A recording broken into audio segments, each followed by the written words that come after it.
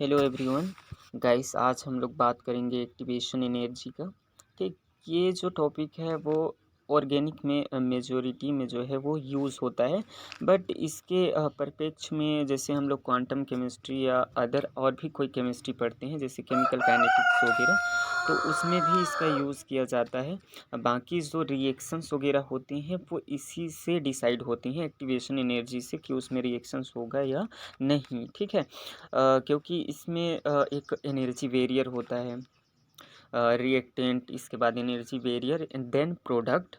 तो energy barrier को जैसे क्रॉस करता है कोई रिएक्टेंट, तभी वो क्या करता है, प्रोडक्ट का फॉर्मेशंस करता है। तो इसके लिए हम लोग सर्वप्रथम क्या करते हैं कि एनर्जी डायग्राम बनाते हैं, उसमें रिएक्टेंट और प्रोडक्ट और जितने भी फिनोमिनल क्राइटेरिया इसमें होती हैं वो सबको शो करते हैं। फिर ठीक है, पहले आप देख सकते हैं कि यहाँ पर जो है रिएक्टेंट और प्रोडक्ट के बीच की टोटल एनर्जी को यहाँ शो कर दिया गया है।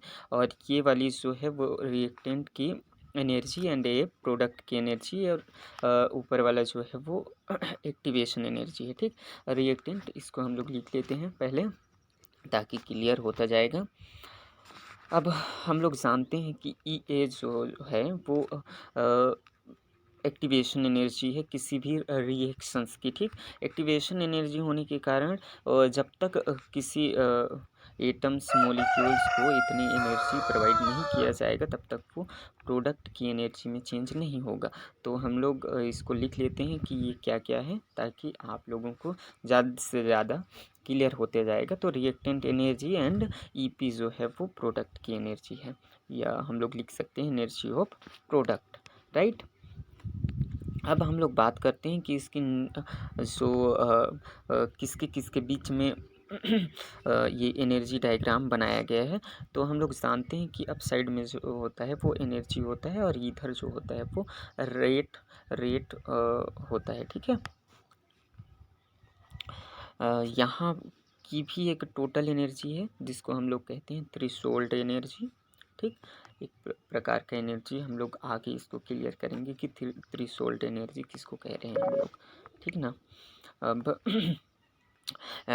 यहाँ पर देख सकते हैं आप, ये एनर्जी है और ये जो है वो रेट है। रिएक्शंस की रेट इधर जाता है और ऊपर जाती है एनर्जी। एनर्जी जितना ज़्यादा जाएगा रेट पे वो इफ़ेक्ट करता है जाता है। ठीक, अब हम लोग डेफिनेशन देख लेते हैं कुछ टर्म्स की। जैसे कि हम लोग बात यहाँ पर कर रहा हूँ मैं रिएक्टेंट की, जो डिफिनेशन से क्या हो जाएगा।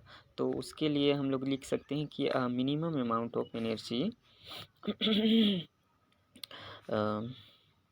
ओके रिक्वायर्ड टू फॉर्म, या इसी को हम लोग फॉर्मेशन लिख सकते हैं, फॉर्मेशन या form of product. Okay,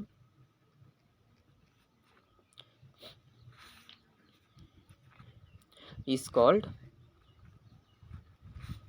total energy of reactant। ठीक, टोटल एनर्जी या फिर टोटल एनर्जी ऑफ रिएक्टेंट हम लोग इसको कह सकते हैं। तो इस प्रकार से ये डेफिनेशंस हो गए रिएक्टेंट के। इट मीन्स रिएक्टेंट एनर्जी, हम लोग ऐसे लिखेंगे इसको। ठीक है, ताकि आप लोग को क्लियर हो, वरना आप कहेंगे टोटल एनर्जी तो अलग होता है, आप तो दूसरा बता दिए। अब हम लोग जानते हैं कि ये जो है वो रिएक्टेंट की एनर्जी है, और रिएक्टेंट की एनर्जी क्या होता है कि एक्टिवेशन एनर्जी तक पहुंच जाता है। एक्टिवेशन एनर्जी तक जैसे पहुंच जाता है उसके बाद प्रोडक्ट का फॉर्मेशन करता है। अब एक्टिवेशन एनर्जी तक रिएक्टेंट और एक्टिवेशन एनर्जी के बीच की एनर्जी को हम लोग रिएक्टेंट एनर्जी कह सकते हैं, या फिर इसी को हम लोग कहते हैं थ्रेशोल्ड एनर्जी। यानी थ्रेशोल्ड एनर्जी का क्या हो जाएगा एक तरीके का, कि ये एक्टिवेशन एनर्जी और रिएक्टेंट की एनर्जी दोनों मिल करके क्या बना रहे हैं, थ्रेशोल्ड एनर्जी। ठीक, ये एक टेक्निकल टर्म है, तो आप लोग को समझने में थोड़ा सा हेल्प हो कि हम लोग रिएक्टेंट की एनर्जी को ही हम लोग क्या कह रहे हैं, थ्रेशोल्ड एनर्जी कह रहे हैं। क्योंकि एक्टिवेशन एनर्जी तक पहुंचने के लिए जितने अमाउंट की एनर्जी जो है वो रिक्वायर्ड होती है रिएक्शंस को, उसी को हम लोग कहते हैं थ्रेशोल्ड एनर्जी। ठीक, तो हम लोग थ्रेशोल्ड एनर्जी कहें या फिर रिएक्टेंट एनर्जी कहें, रिएक्टेंट की एनर्जी कहने में थोड़ा सा एक वर्ड है, इसलिए इसको हम लोग थ्रेशोल्ड एनर्जी, और टेक्निकल टर्म में भी इसको थ्रेशोल्ड एनर्जी कहते हैं। और इसका डेफिनेशंस इसका डेफिनेशन जो है वो रिएक्टेंट की एनर्जी के डेफिनेशंस की तरह ही यूज़ होते हैं। अतः हम लोग कह सकते हैं कि थ्रेशोल्ड एनर्जी जो होता है वो energy of reactant and energy of activation energy के जो है वो जोड़ने के बाद जो है वो प्राप्त होती है। अब इसी प्रकार से हम लोग एनर्जी ऑफ प्रोडक्ट, यानी कि प्रोडक्ट की एनर्जी को अगर हम लोग कैलकुलेट करें, तो energy of product is equal to activation energy में अगर हम लोग माइनस करते जाएंगे तो हम लोग को प्रोडक्ट की एनर्जी प्राप्त हो जाएंगी, क्योंकि एक्टिवेशन एनर्जी हायर अमाउंट की होती है और वैसे धीरे धीरे डिक्रीज करते जाते हैं तो हम लोग को प्रोडक्ट की एनर्जी मिल जाती है।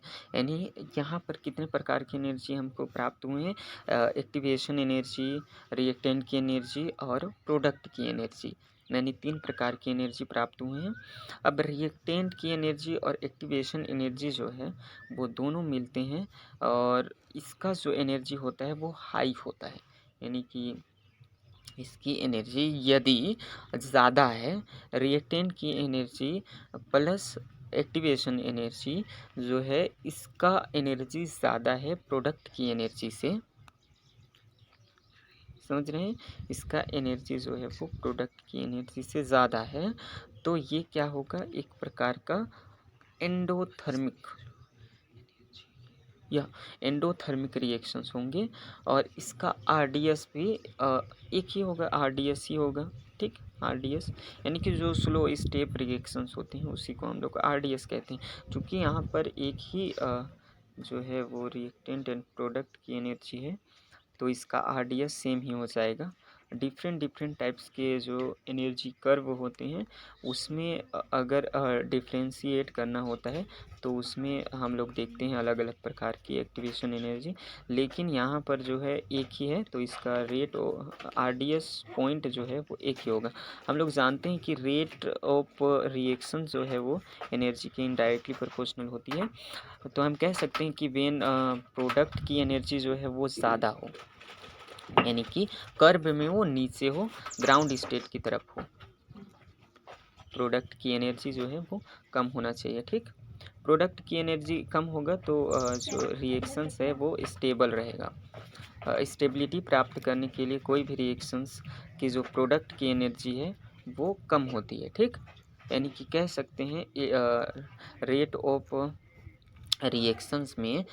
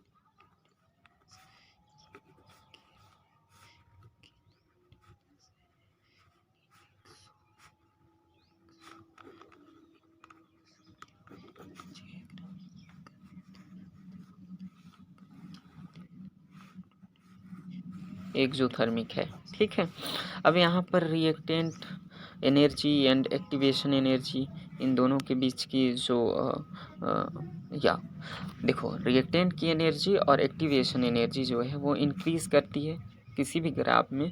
रिएक्टेंट की एनर्जी एक्टिवेशन एनर्जी तक इंक्रीज़ करती है, और एक्टिवेशन एनर्जी से प्रोडक्ट की एनर्जी तक कोई भी जो ग्राफ है, नॉर्मल ग्राफ या स्पेसिफिक ग्राफ भी है, वो क्या करती है, डिक्रीज़ करती है। डिक्रीज़ करेगा तभी सिस्टम स्टेबल होगा, क्योंकि हायर अमाउंट ऑफ एनर्जी में जो है सिस्टम कभी भी स्टेबल नहीं होता है।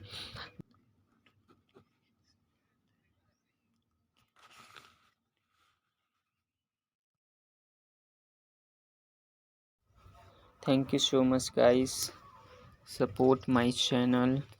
ओके, और आप लोग को अगर अच्छा लगता है ऐसी वीडियो तो आप लोग टॉपिक सजेस्ट कर सकते हैं।